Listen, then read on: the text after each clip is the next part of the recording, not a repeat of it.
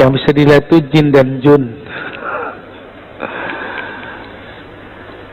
Jin itu bahasa Arab, artinya jismun junna anil basar, benda yang ditutup dari pandangan mata, maka disebut jin. Kalau majnun, insan sutira akluh, manusia akalnya ditutup, maka disebut majnun. Junna alaih, majnun juga, jan sama, ya. Lalu bagaimana dengan jin? Al-Quran mengatakan, yarawnakum, mereka melihat kamu dari sisi la tarawnahum, dari sisi engkau yang tidak dapat melihat mereka. Kalau Allah bilang jin tidak bisa dilihat dengan kasat mata, terus ada orang ngomong ngelihat jin, faqad ata bi buhtanin azim, dia sudah berbohong dan telah mengingkari Al-Quran. Namun kalau situ wali memandang tidak dengan mata ini, jangankan cuma jin, Rabbul jin aja dia tahu, Tuhan pencipta jin aja dia bisa pandang. Tapi memandang Allah kan bukan dengan pandangan ini. Memandang Allah itu sebenarnya Allah lah yang memandang dirinya, cuma minjem kita. Sebenarnya kita emang dipinjam, kita kan milik dia juga. Inilah kata Imam Syafi'i, man qala ra'aitul jinna faqad ata bi buhtanin azim. Bahkan dalam satu riwayat, man qala ra'aitul jinna faqad kafar. Siapa yang ngaku-ngaku ngeliat jin, dia telah kufur kepada ayat ini. Dia telah berbohong yang besar. Maka mohon maaf, saya nggak percaya dengan buku dialog dengan jin itu, saya nggak percaya. Mohon maaf ya, saya nggak percaya. Dan saya nggak percaya jika orang mengislamkan jin lewat kesurupan, kecuali 1-2 kisah aja. Saya percaya Pak ada jin.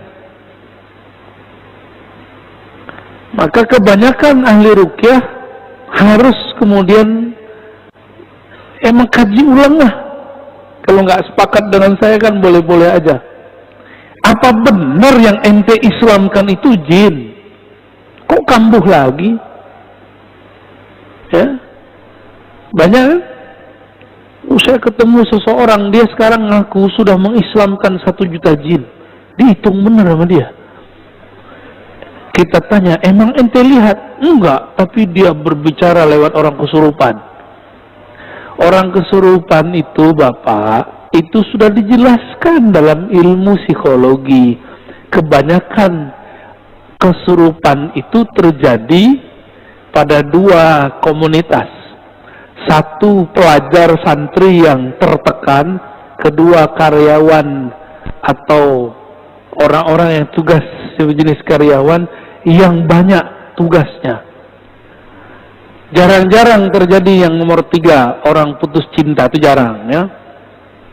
Tapi kejadian. Berarti secara psikologi itu orang stres. Orang stres kebanyakan. Orang kesurupan itu stres.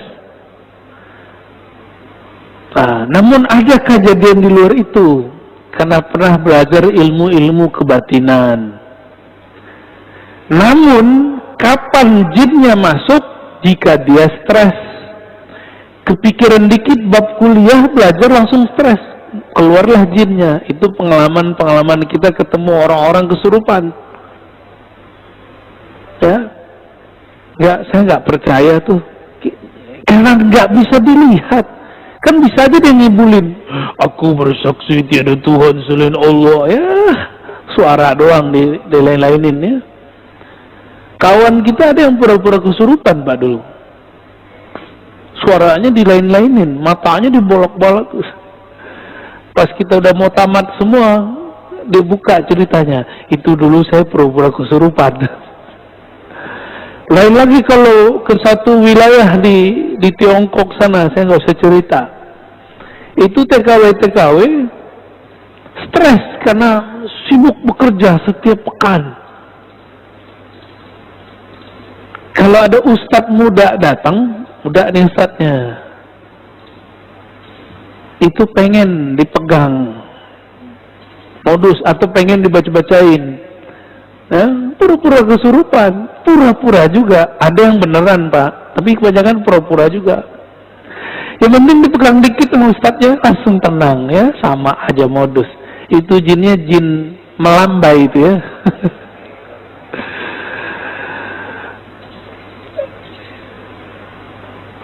Aneh, kita ini diberi akal yang sehat oleh Allah Subhanahu wa taala, kok malah demennya sama yang begitu-gitu, ya. Pengen lihat jin, Pak? Mau lihat jin? Serius? Beneran? Antum nggak puas jadi manusia? Nabi Syis itu tugas risalahnya memagari pandangan manusia dari jin. Dulu sebelum Nabi Syis, Nabi Adam sama setan itu kayak gini pak, ngeliat. Jadi kalau bapak ini markir, dia markir juga. Lagi jalan, tiba-tiba ada yang tongkar terus, itu zaman Nabi Adam dulu. Nabi Adam, Habil, kemudian 400 tahun beliau di dunia, lahirlah Syis, anak beliau. Nabi Syis dapat sir dari Nabi Adam, ilmu asma. Salah satu ilmu asma itu memagari manusia dari jin. Maka bapak nggak lihat kan di samping bapak ada jin? Ada pak, di samping bapak jin. Ada, tapi lebih banyak malaikatnya. Ya. Di rumah bapak banyak jin kok. Itu kan terjadi horor kalau saya ceritain. Ya. Tidak ada satu jengkal di muka bumi kecuali ada makhluk Allah. Apakah itu malaikat, jin, atau binatang-binatang kecil. Ada semua. Gak usah dicari-cari pak. Syaitan yajri majrad dam. Setan mengalir dari pembuluh darah. Gak usah dicari. Kadang kita lah setannya. Bapak ini gak perlu melihat jin untuk ketemu setan. Ngelihat manusia bisa, ketemu setan bisa. Ya gitu ya. Tolong jangan minta-minta ketemu jin, nyesek nanti. Toko bidzalika satrun nas. Bapak nggak kuat pak. Jin itu hobinya tengkar karena sifat anasirnya anasir api. Maka jin itu nggak akan mati kalau nggak tengkar dengan jin yang lebih sakti atau dibakar oleh manusia sakti. Jadi manusia bisa bakar jin, Pak, bisa membunuh jin. Wali kualitasnya atau orang yang punya aurat ya. Yang kedua, Buya, untuk bab akidah, hakikat Allah dan arafa rabbahu, ulama sepakat harus memakai dalil hadis sahih untuk hujjah. Lalu bagaimana dengan hadis dari mimpi tadi bisa dihujjah akidah? Oke, bagus. Hakikat Allah tidak diketahui kecuali oleh Rasulullah Sallallahu Alaihi Wasallam. Termasuk nanti Imam Mahdi itu mengerti hakikatnya Allah, ya, karena beliau pewarisnya Nabi. Plek, apa yang Nabi tahu ada di dalam kolbunya. Tapi bagaimana dengan mimpi? Bagaimana dengan kaidah tadi? Untuk hujjah akidah mesti hadisnya sahih, bahkan mesti mutawatir oleh sebagian ulama. Itu bab ilmu akidah. Ilmu akidah babnya bab akal. ilmu akidah bab akal. Oke, kalau mimpi tadi bab mana? Yang nomor 4. Ya, orang ahli akal nggak percaya sama mimpi. Orang yang jago mimpi ketawa sama ahli akal, ilmu segitu aja. Nah, jadi kita nggak perlu membantah. Ini dua jalur yang berbeda, gitu. Nabi Shallallahu Alaihi Wasallam mimpi nggak? Mimpi, Pak. Wahyu pertama yang turun ke Nabi itu mimpi. Hadis Sahih Bukhari, kitab Bad'il Wahyi. Awal ma budi'a bihil wahyu ar-ru'ya salihah. Kira-kira begitu kalimatnya. Wahyu pertama yang turun itu bukan Quran. Yang pertama turun cahaya turun kepada qalbu Nabi, sehingga beliau melihat mimpi yang indah. Akibatnya beliau suka menyepi. Faitahanna fi ghari Hira. Lalu beliau menyepilah di Gua Hira. Itu. Jadi kalau kita menolak bab mimpi sama dengan menolak bab wahyu. Ingat, mimpi siapa nih? Mimpi waliullah, mimpi nabiullah. Kalau mimpi bapak, ibu mungkin ya kita tolak aja ya. Tapi Nabi mengatakan di akhir zaman hampir saja mimpi semua orang beriman itu benar. Pada beriman gak sih? Beriman gak? Beriman gak? Benar ke siapa? Ke Allah, ke Rasulullah. Rasulullah mengatakan salah satu warisan kenabian itu adalah ar-ru'ya as-salihah. Ar-ru'ya salihah juz'un minan nubuwah. Hadis Imam Tirmizi, hadis sahih. Ya. Jadi ahli qalbu itu jaga benar. Ternyata Imam Bukhari, Imam Tirmizi, imam-imam itu menghargai mimpi, maka mereka buatlah satu bab, satu kitab dalam sahih mereka, kitab Ta'birur Ru'ya. Imam Bukhari punya kitab itu. Dalam Sahih Bukhari bab mengenai takbir mimpi. Kenapa, Pak? Ternyata sahabat Nabi setiap ba'da subuh setoran mimpi yang bening-bening itu kepada Rasulullah. Mimpi malaikat, mimpi melihat ada cahaya dari langit. Itu mereka cerita kepada Rasulullah. Kiai sekarang kan nggak bisa begitu, Pak. Wah, bunga tidur, nggak ngerti, bilang aja nggak ngerti, jangan dibilang bunga tidur. Ilmu mimpi itu ilmu yang mustakil, dia ilmu permanen dan berdiri sendiri. Dia nanti berkaitannya dengan ilmu rohani, ilmu tasawuf. Jadi tidak berbenturan dengan ilmu akidah, gitu ya. Lagi Bu ya boleh. Tadi Buya membahas tentang mimpi. Bagaimana menurut Buya kalau saya pernah bermimpi Rasulullah Sallallahu Alaihi Wasallam, amin, dan melihat beliau seperti jatuh cinta, tapi tidak terlalu detail melihat mukanya. Iya, kita sudah bacakan hadisnya tadi. Nabi bersabda, "Man ra'ani fil manam faqad ra'ani." Bahkan ada satu riwayat, faqad ra'al haq. Siapa yang bermimpi bertemu aku, maka ia telah melihat al-haq, kebenaran. Bahwa itu benar-benar Nabi Sallallahu Alaihi Wasallam. Tapi kok kurang jelas? Kurang jelas itu karena ma'rifatun nabinya kurang jelas. Karena mengenal nabinya masih kurang detail, maka melihat nabinya masih samar. Bahkan ada teman kita yang mimpi Nabi itu nggak mau noleh, Pak, nggak mau noleh. Cerita ke saya nangis-nangis. Pak, Rasulullah marah sama saya ya. Ada yang begitu. Antum bisa bayangkan, kita mau ketemu orang yang kita cintai, kita idolakan, tapi dia nggak mau noleh, ruhnya nangis. Gimana caranya? Udah ente sholawat aja banyak-banyak, baca salam kepada Rasulullah, nanti insya Allah Nabi jawab. Alhamdulillah besok-besok ada yang mimpi lagi. Jadi ini bukan kita ngayal, bukan. Ini beda dimensi dia. Kalau ingin cek kebeningan kolbu, tanya mimpinya apa.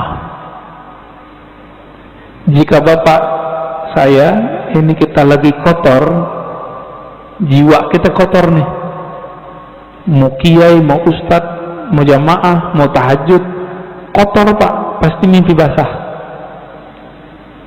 Jadi kalau mimpi basah, tobat pak, tobat rohani. Dosa enggak, tapi rohani kita, oh kayaknya itu udah kotor. Sayyidina Umar ketika bermimpi menggauli budaknya, budak halal enggak? Halal. Apa kata beliau? Syaghalatni siyasah. Ya Allah, aku tersibukkan oleh urusan politik sehingga lupa wirid. Ini Umar, ngerti beliau. Tapi beliau pun kalau mimpi sama yang halal. Kalau kita kan kita berharap mimpi sama artis, Pak. Ya. Makasih. Assalamualaikum warahmatullahi wabarakatuh. Waalaikumsalam warahmatullahi. Ini saya suka sekali pengajian ini, Pak. Umur tua ini saya ngerasakan nikmat di kolbu saya, Pak. Ustaz. Luar biasa, Ustaz. Jadi tadi kan kita menyinggung jamaah tabligh, Pak Ustaz. Saya dulu pernah masuk, tapi keluar lagi karena nggak sesuai gitu ya, yang saya katakan tadi. Jadi memang mereka tuh bagus lah. Ada satu sisi yang baik sekali. Artinya mengajak orang sholat. Jadi itu kalau tabligh itu udah turun sebelum maghrib itu udah muter satu. Iya. Kemana-mana dia itu. Tukang beca, tukang ojek, tukang mabok juga asal. Jauh lah, ya? Jauh lah namanya. Iya. Ya. Tapi ada satu sisi, bahkan pernah ribut itu yang saya lihat alami. Pas ke tukang mabok itu berkelahi itu. Si tukang mabok bilang, kamu sholat aja kan urusan kamu sama Tuhan kamu. Ini ambil hikmah aja saja. Pertanyaan saya nanti ini. Ada satu orang, ini karyawan dia sendiri, ya cukup lama juga lah, mungkin ada 5 tahun. Itu saya udah capek nyuruh sholatnya, udah ancaman segala macam, dia tetap aja nggak. Contoh udah saya kasih, tetap aja nggak sholat. Itu pertanyaannya tadi, tabligh dengan orang yang susah disuruh sholat itu, nah, itu pencerahannya seperti apa, Ustaz? Ya. Makasih. Assalamualaikum warahmatullahi wabarakatuh. Assalamualaikum warahmatullahi wabarakatuh. Ya, jemaah tabligh atau jemaah dakwah ini didirikan oleh ahli hadis, ahli kolbu, namanya Maulana Ilyas Al-Kandahlawi. Siapa Pak?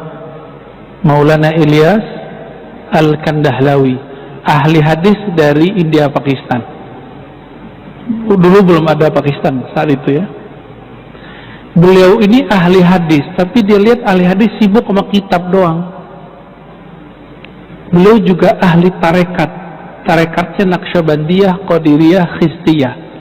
Tapi dia lihat para sufi sibuk merenung sendiri, ya, sibuk dengan diri sendiri.